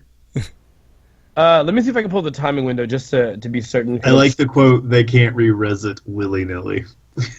Willy-nilly? No, sir. You're not just resing that ice all willy-nilly over there. All right, let's take a look here. So, if I'm looking at the timing structure of turns and of a run, blah, blah, blah. I bet the people listening via audio are going to be so mad that we're like even doing this. Oh, all right, we're trying to confirm this. So if you hear this and you're probably driving in your car, like, what? Does it work like that? Is that honestly how this card was intended to function?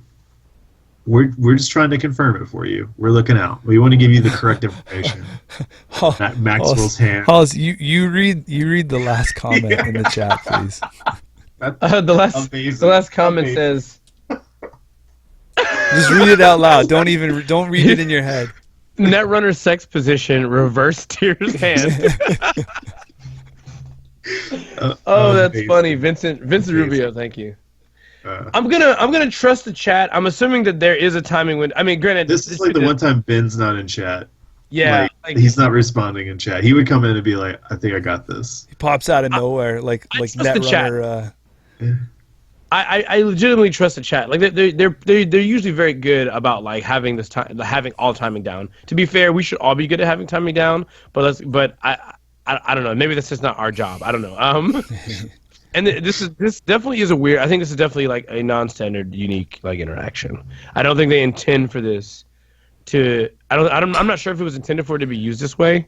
Patrick Dennis has even stated maybe they'll errata the card even if to further say, maybe it can't be used during a run. Don't give them that much credit. Because I agree, the ability to use that during a run and say like, all right, so I ran HQ, got it. So run, I encountered this ice on this remote, de-res it, and by the way, based on the window that I resed it in, you can't re-res it, I'll continue. Do we still to this date only have one? Like, how many are on the errata? One, and it's just pawn? Isn't technically Astro errated? Okay. Yeah, with limit one per deck. Okay, you win this round, Corey. And so Vadim Kozakov said there's a paid ability window on approach. The question is whether they can re-res at that point or not. And Patrick Dennis replied with, it's very likely that they're going to errata, saying you can't use this ability during a run, so the approach window is a paid ability. Oh, no, he's just going through further details. So it appears to be the approach window is a paid ability window, and the question is, after that window is hit, it's like, all right, corp, you res, now I use my effects or what have you, or some combination thereof. Your de-res takes place at a paid ability window that would be technically after they res, or after the window where they can res, so they shouldn't be able to res. I'm sorry. Hollis, my brain. Is everything you just said there, is that part of your argument to boost it to great? Or it might be. It might. I mean, until errata hits, this card is great. We can reevaluate after errata hits, right? And it'll still probably be good. Yeah.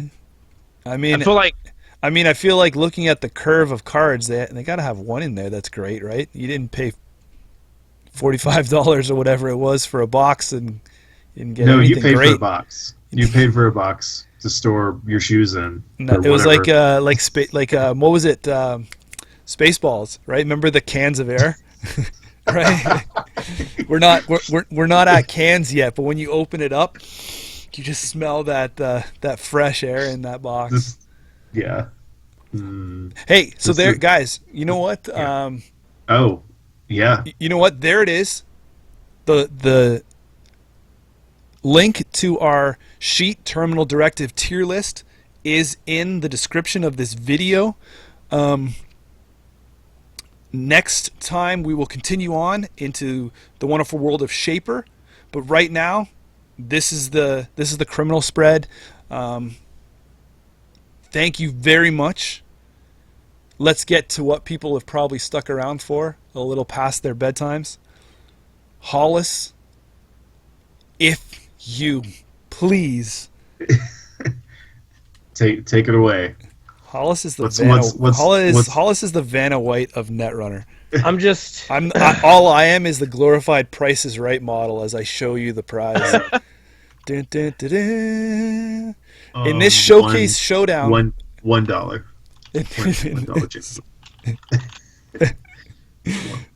Someone's gonna bid $2 now. You never bid $1 first, Corey. No one else is gonna bid $2. You guys both work on the game show. It's just me. Yeah.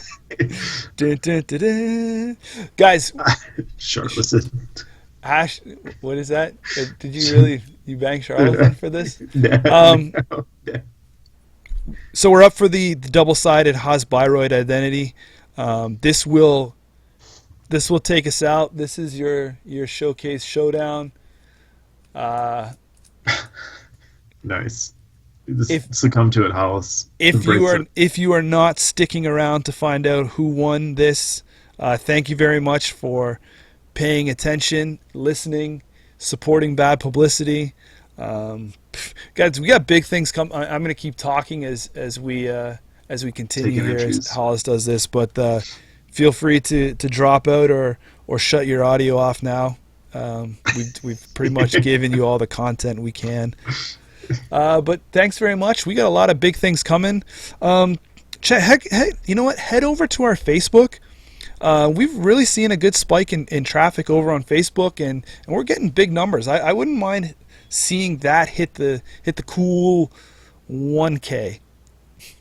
That's pretty good for somebody who was just doing one game, as like a little fan site. You can follow us on Twitter. We'd love to get a follow from you over on Twitter.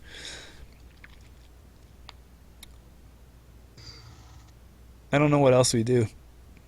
Yeah, I think you Facebook, Twitter, Patreon. Hey, you know what you can follow? Yeah, you can check out our Patreon. We got we will have another card, I believe, coming. Yep, coming soon. As the security nexus wraps off, and just like Disney videos, that goes into the vault, never to be seen again. Yep. Right? And we also are working on some plans for old Gen Con. Is that right?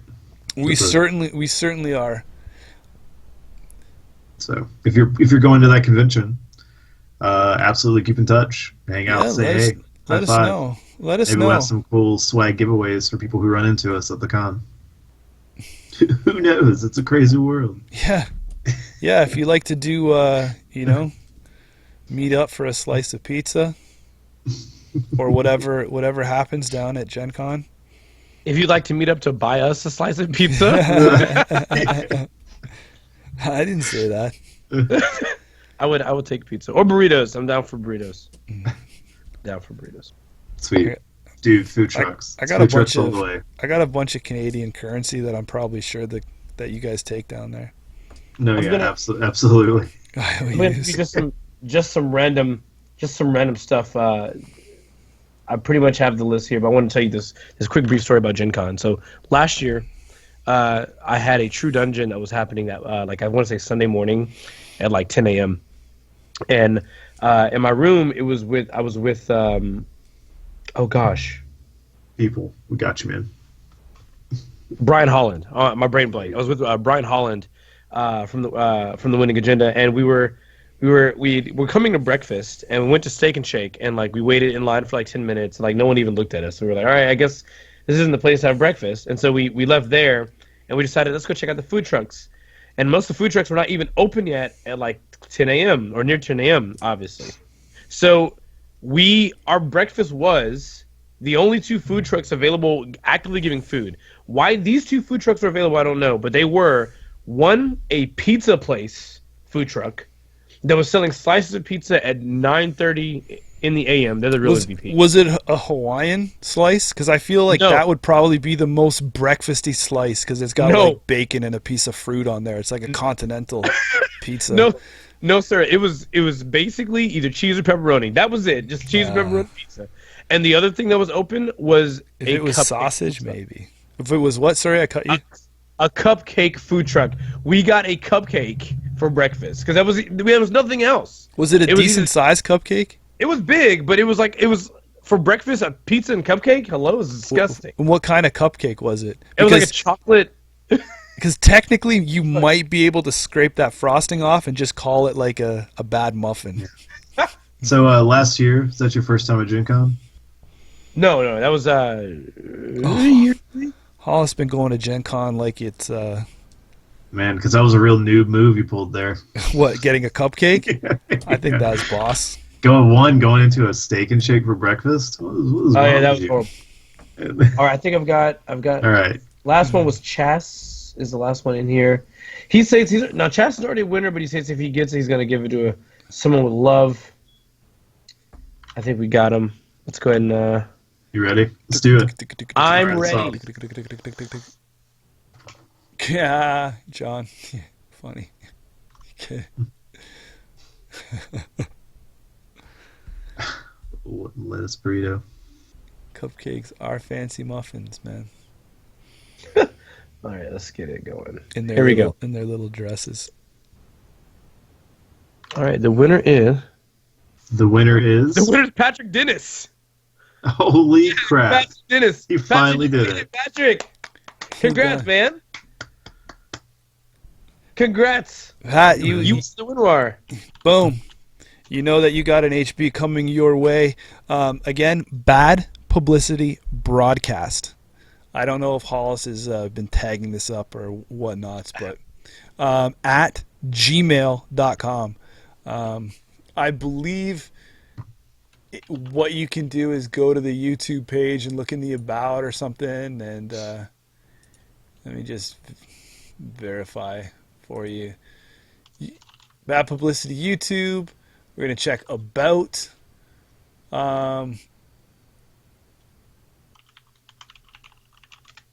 It's definitely not there.